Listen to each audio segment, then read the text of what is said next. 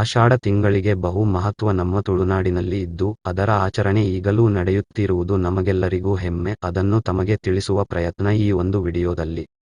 ಆಟಿ ತಿಂಗಳು ಎಂದರೆ ಸುಮಾರು ಜುಲೈ ತಿಂಗಳಿನಲ್ಲಿ ಬರುವ ಕರ್ಕಾಟಕ ಸಂಕ್ರಮಣದ ಮರುದಿನದಂದು ಶುರುವಾಗಿ ಮತ್ತು ಮುಂದಿನ ಸಿಂಹ ಸಂಕ್ರಮಣದವರೆಗೆ ತುಳುನಾಡಿನ 12 ತಿಂಗಳುಗಳ ಪೈಕಿ 4ನೇ ತಿಂಗಳು. ರಾಜ್ಯದ ಬೇರೆಡೆಯಲ್ಲಿ ಆಷಾಢಮಾಸದ ಆಚರಣೆಯಂತೆ ಈ ತಿಂಗಳಿನಲ್ಲಿ ಯಾವುದೇ ಸಮಾರಂಭಗಳು, ಪೂಜೆ ಪುನಸ್ಕಾರಗಳು ನಡೆಯುವುದಿಲ್ಲ.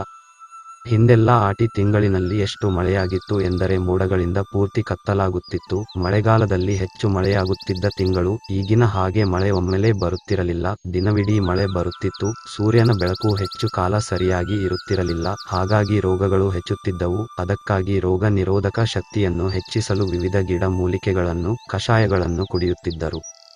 ಈ ಹಿಂದಿನ ಕಾಲಘಟ್ಟದಲ್ಲಿ ಪ್ರಚಲಿತ ಆಧುನಿಕ ಜೀವನ ಶೈಲಿಯ ಆಟಿ ಆಚರಣೆಗೂ ಬಹಳಷ್ಟು ವ್ಯತ್ಯಾಸಗಳು ಕಾಲ ಸಹಜವಾಗಿ ಉಂಟಾಗಿದೆ. ಇದು ಸಹಜ ಮತ್ತು ಅನಿವಾರ್ಯ ಕೂಡ. ಆದರೆ ಈ ಆಟಿ ಅನ್ನುವುದು ತುಳುನಾಡಿನ ಸಂಪ್ರದಾಯ ಮತ್ತು ಪರಂಪರೆಯ ಮಹತ್ವದ ಕೊಂಡಿ ಎಂಬ ಬಗ್ಗೆ ಎರಡು ಮಾತಿಲ್ಲ. ಸುಮಾರು 4-5 ದಶಕಗಳ ಹಿಂದಿನವರೆಗೂ ಈ ಆಟಿ ಅನ್ನುವುದು ದುಡಿಯುವ ಶ್ರಮಿಕ, ಬೇಸಾಯವೇ ಪ್ರಧಾನವಾಗಿದ್ದ, ಆರ್ಥಿಕವಾಗಿ ಸಶಕ್ತವಲ್ಲದ ಕುಟುಂಬಗಳಿಗೆ ಪ್ರಯಾಸಕರ ಆಗಿತ್ತು.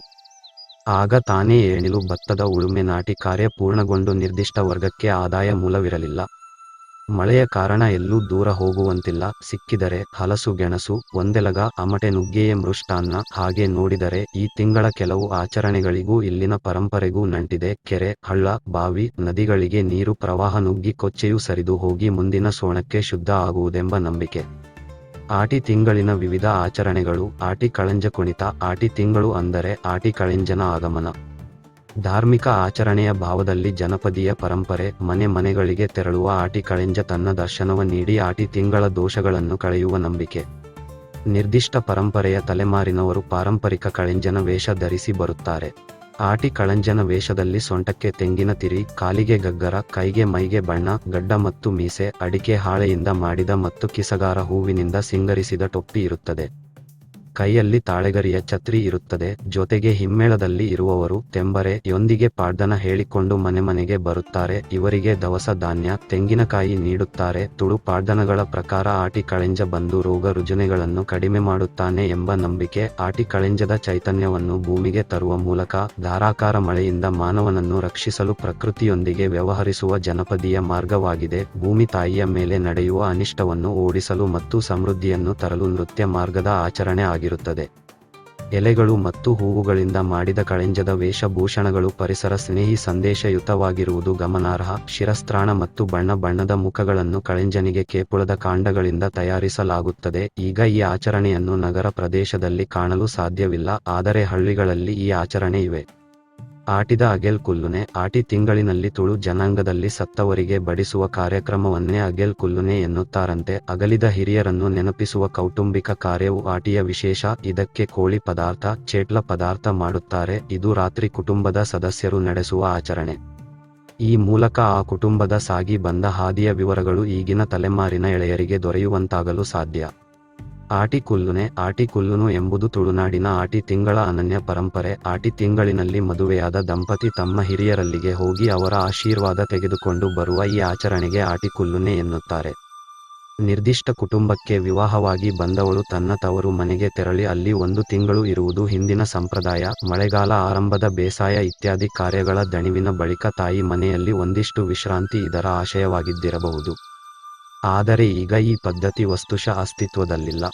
ಆಟಿ ಅಮಾವಾಸ್ಯೆ. ಆಟಿ ತಿಂಗಳಿನಲ್ಲಿ ಬರುವ ಅಮಾವಾಸ್ಯೆಯಂದು ಕಾಡಿನಲ್ಲಿ ಬೆಳೆಯುವ ಹಾಲೆದ ಮರದ ಕೆತ್ತೆಯನ್ನು ಮುಂಜಾನೆ ಕಲ್ಲಿನಿಂದ ಕೆತ್ತಿ ತಂದು ಅದಕ್ಕೆ ವಿವಿಧ ಔಷಧೀಯ ವಸ್ತು ಬೆರೆಸಿ ಈ ಮದ್ದನ್ನು ಮನೆಯಲ್ಲಿ ತಯಾರಿಸಲಾಗುತ್ತದೆ. ಮನೆ ಮಂದಿ ಬರೀ ಹೊಟ್ಟೆಗೆ ಈ ಕಷಾಯವನ್ನು ಸೇವಿಸುತ್ತಾರೆ. ಬಳಿಕ ಮಕ್ಕಳಿಗೆ ಬೆಲ್ಲ, ಗೋಡಂಬಿ ಇತ್ಯಾದಿ ನೀಡಲಾಗುತ್ತದೆ. ಆಟಿಯ ಅಮಾವಾಸ್ಯೆ ಎಂದು ಈ ಹಾಲೆದ ಮರದಲ್ಲಿ ಬಹುಬಗೆಯ ಔಷಧೀಯ ಗುಣಗಳು ಆವಿರ್ಭವಿಸುತ್ತವೆ ಎಂದು ತುಳುವರು ಪ್ರಾಚೀನ ಕಾಲದಿಂದಲೂ ಅರಿತವರಾಗಿದ್ದರು. ಈ ಕಷಾಯವು ದೇಹದೊಳಗಿನ ನಂಜು ಮತ್ತಿತರ ಅನಾವಶ್ಯಕ ವಸ್ತುಗಳನ್ನು ನಿವಾರಿಸುವುದು, ಶಕ್ತಿಯನ್ನು ಸಂಚಯಿಸುವುದು ಎಂದು ಈ ಔಷಧವನ್ನು ಸೇವಿಸುವ ಕ್ರಮವಿತ್ತು. ವೈಜ್ಞಾನಿಕವಾಗಿಯೂ ಈ ಅಂಶವನ್ನು ಕೆಲವು ಸಂಶೋಧನೆಗಳು ದೃಢೀಕರಿಸಿವೆ ಅನ್ನುವುದು ತುಳುವರಲ್ಲಿದ್ದ ಜನಪದೀಯ ಔಷಧ ಜ್ಞಾನಕ್ಕೆ ದೃಷ್ಟಾಂತವಾಗಿದೆ. ಸೇವನೆಯ ಬಳಿಕ ಮನೆ ಮಂದಿ ಮೆಂತೆಯ ಗಂಜಿಯನ್ನು ಸೇವಿಸುವುದು ನಡೆದುಕೊಂಡು ಬಂದಿರುವ ಸಂಪ್ರದಾಯ.